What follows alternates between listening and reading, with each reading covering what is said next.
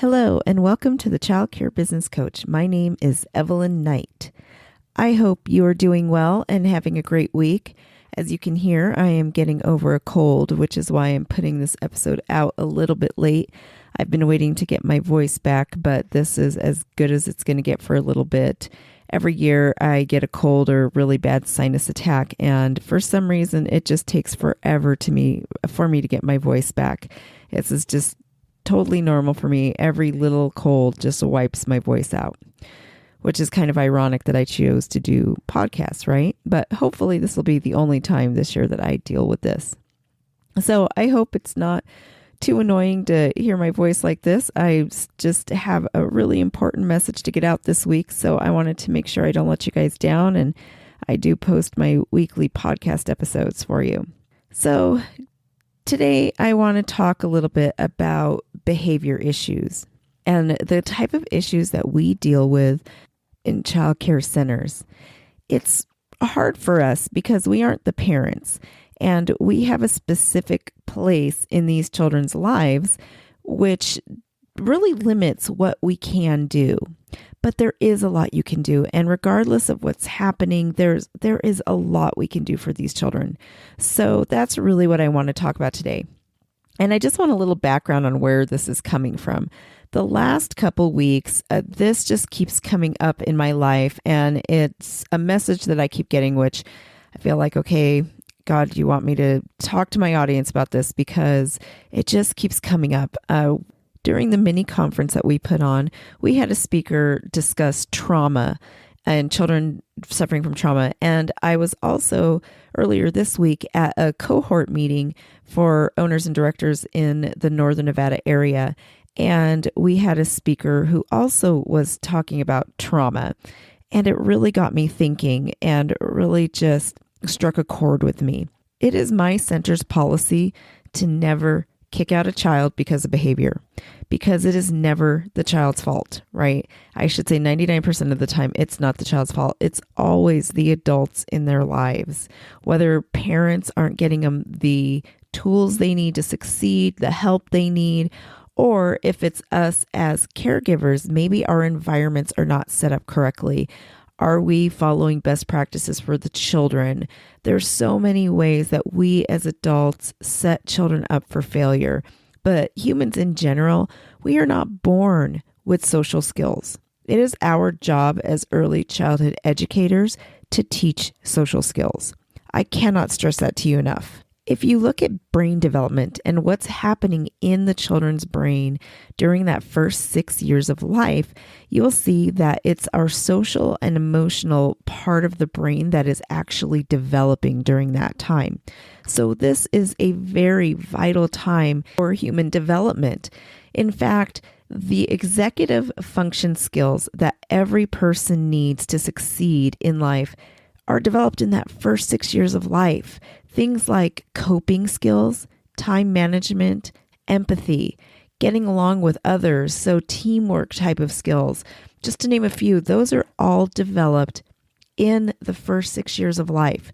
So when you put that into perspective, you can understand how important our job is and how important it is to really focus on those social, emotional skills. My oldest son was a little bit older when I finished my degree in psychology. He was already starting to come out of this formative time. And I remember thinking to myself that I had messed up in so many areas when I really started learning like what was forming in the brain, what the outcomes were. I just really had to step back out of myself and just tell myself, let it go. It's okay. But that is what drove me to become really passionate about the early childhood education field, is having that deep understanding of what is happening in the brain. I know we go through our day-to-day lives with these children, right? And there's so little, and it doesn't feel like we have a lasting impact on them.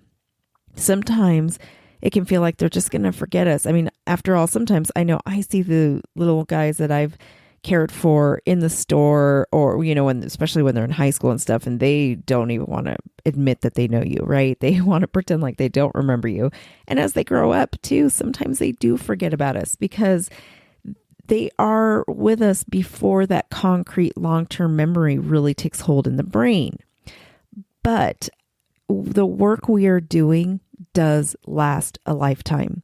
They may not remember your name, they may not remember our faces, but we are laying the foundation for the social emotional development of their brains. So our work is vitally important. The work that we do, we have such a huge responsibility.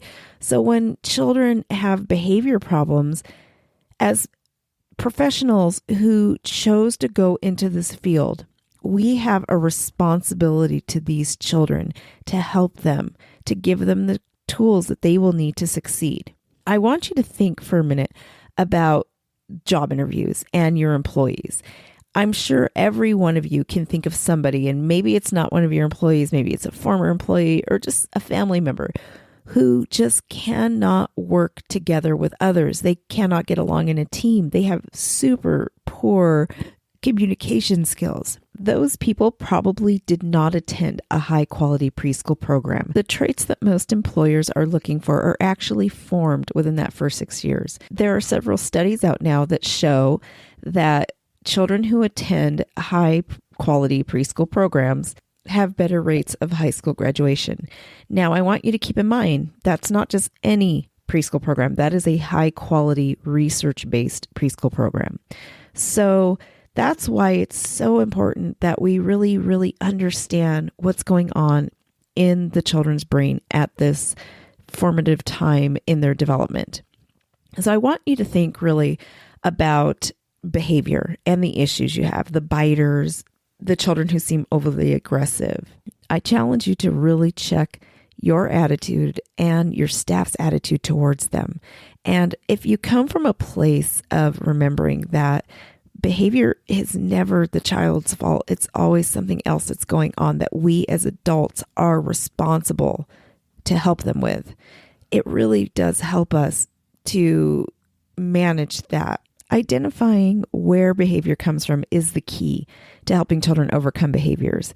So training your teachers and giving them the tools to stop behavior from starting is really the best course of action that you can have.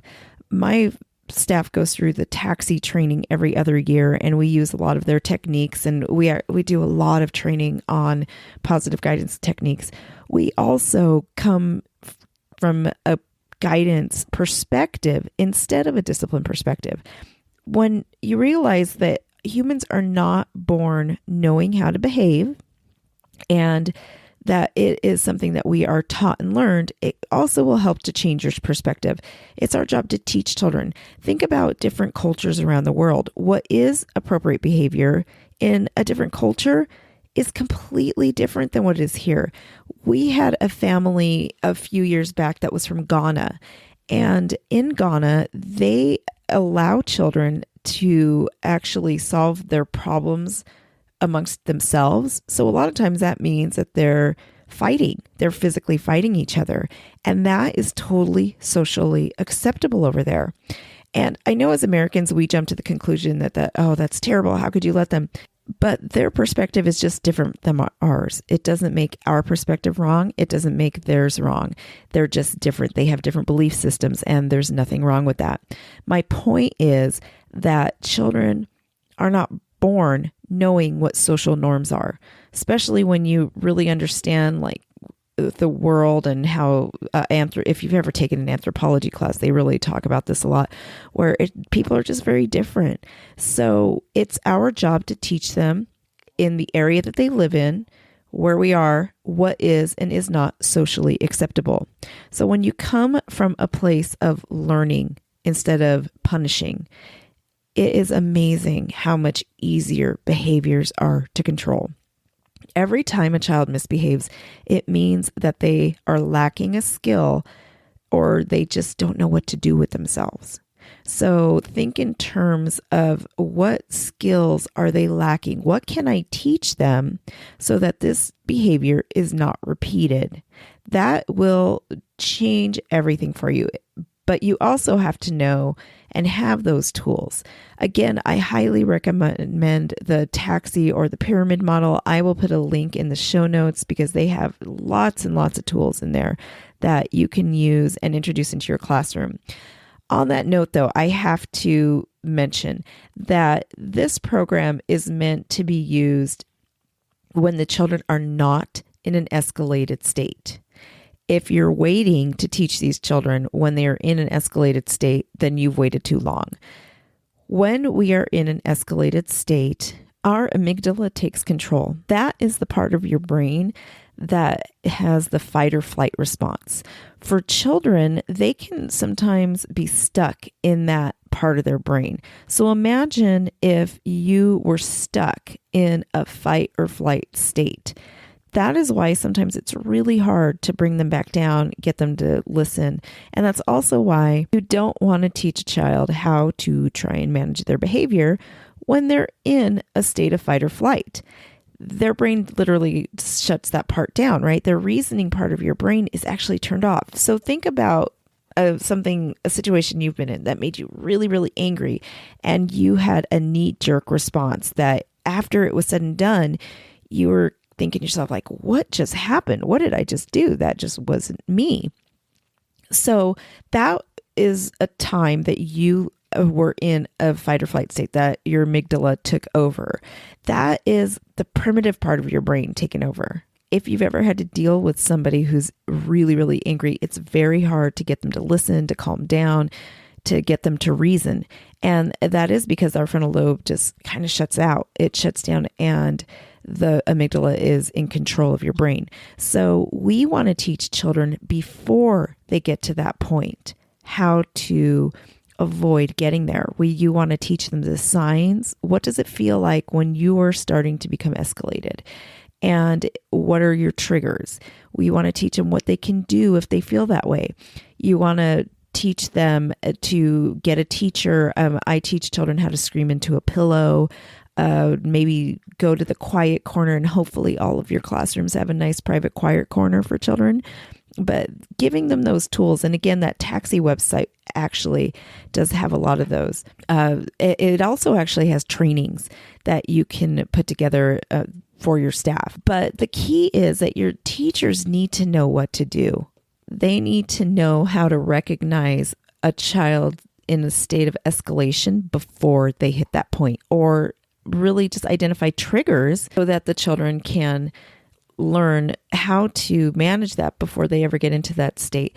Teachers also need to really listen. They really need to listen to the children. I see so many teachers that make assumptions and they just don't listen. That is a huge problem. You can't teach children how to properly behave if you don't really know what's going on. You need that relationship. I mean, building those relationships and good interactions is so key to managing behavior. And if the teachers aren't listening, then the children don't trust them. And if there's no trust, you're fighting a losing battle. So I highly recommend just checking your teacher's attitude. If they're coming from a place of like these children are bad, things like that, they probably need a lot of training. And they could probably also benefit from coaching. If you get into the classroom, work with them, give them the tools they need, and show them. Studies do show that coaching is 80% more effective than training. Only 5% of what people learn in training actually gets implemented into the classroom, but 80% of what they're coached on actually does get implemented. So the other thing I wanted to talk about too is, what is trauma? How do we see a child in trauma? I think we often forget that there are big traumas and small traumas in a child's life. In the cohort meeting I was in, the speaker referred to it as big T traumas and little T traumas. And it's really important for us to recognize that.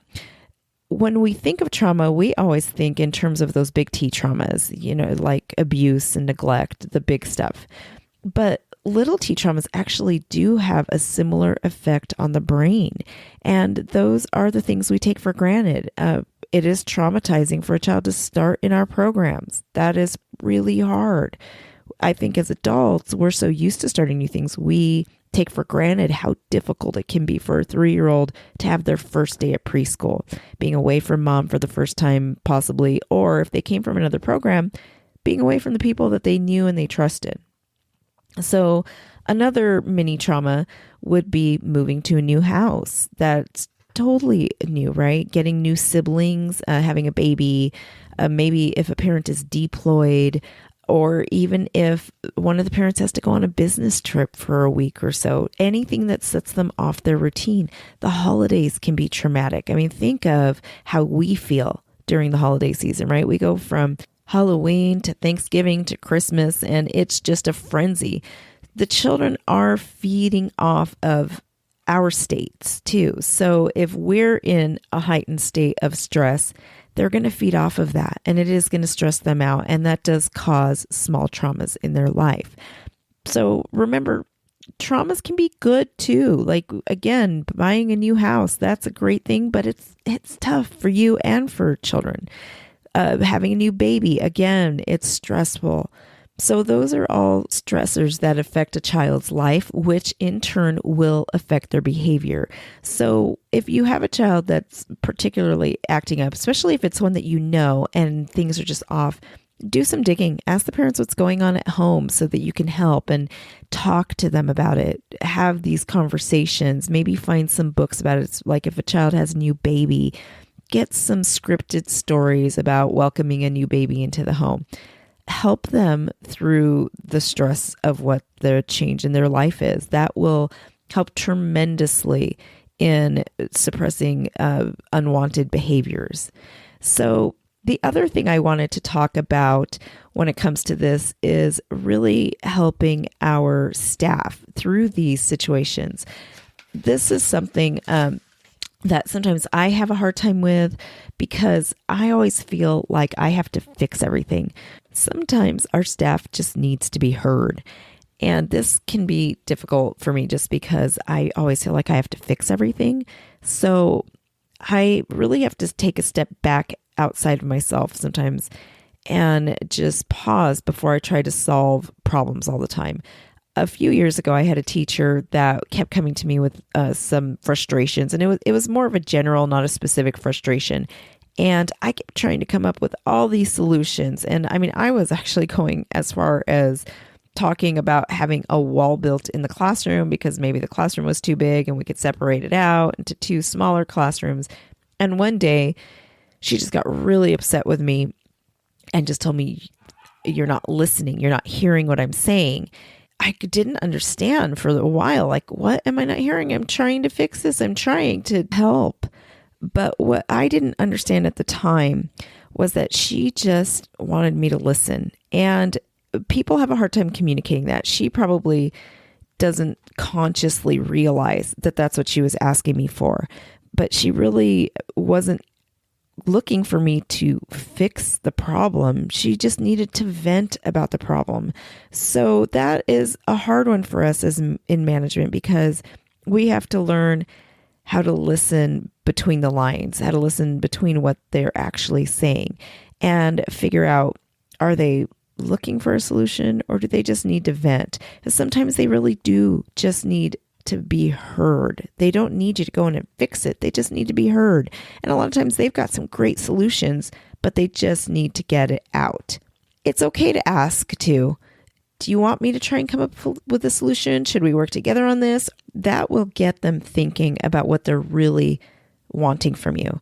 If they just need someone to listen to, or if they really need the help, it will bring what's happening in their subconscious to the forefront of their mind. So don't be afraid to just ask them. But it's just important that we are supportive of our teachers. One of the things too, earlier this week, that the presenter had said that really struck a chord with me too, is that sometimes these teachers, they actually feel like they are being assaulted by the children. And that just kind of blew me away because I've never felt like that about a child, but that doesn't mean that somebody else doesn't feel that way. And it doesn't make them wrong for feeling that way. We need to be sure that we're empathizing with our staff and that we are really just opening our heart to what they're going through in the classroom. It's easy for us as managers to judge because we're not in the classroom all day. We don't have to spend 8 hours dealing with these situations. Yes, we go in and deal with it when it's rough, and usually we're called in when things are getting out of hand. So we do deal with the toughest situations. But keep in mind, just like children have the big T trauma, the little T trauma, so does our staff. And they're dealing with these little T traumas all day long. We're just coming in and dealing with the big ones every now and then. It's important for us to be there for our staff and to show them grace in situations like this. We need to make sure that we can be that sounding board and that they know that they are supported and that we do support them. So just make sure that you are being supportive and that your staff has the tools that they need to deal with tough situations. So again, I'm going to link a lot of this in the show notes for you so that you can see a lot of the different resources. I'm going to put more than just the ones that I've talked about here today. So be sure to check out those show notes. Also, as a valued listener, I want to invite you to join my Facebook group, which I'll also link in the show notes. It's a place that you can gather with other owners and directors and ECE leaders. I also provide weekly free mini trainings and access to me for questions on this group. So if you want a community where you can grow as a leader, be sure to click on the link to our group in the show notes. This week, my challenge to you is to find a way that you can support one of your teachers that has really been struggling. Thank you so much for spending your time with me today. I will talk with you next week.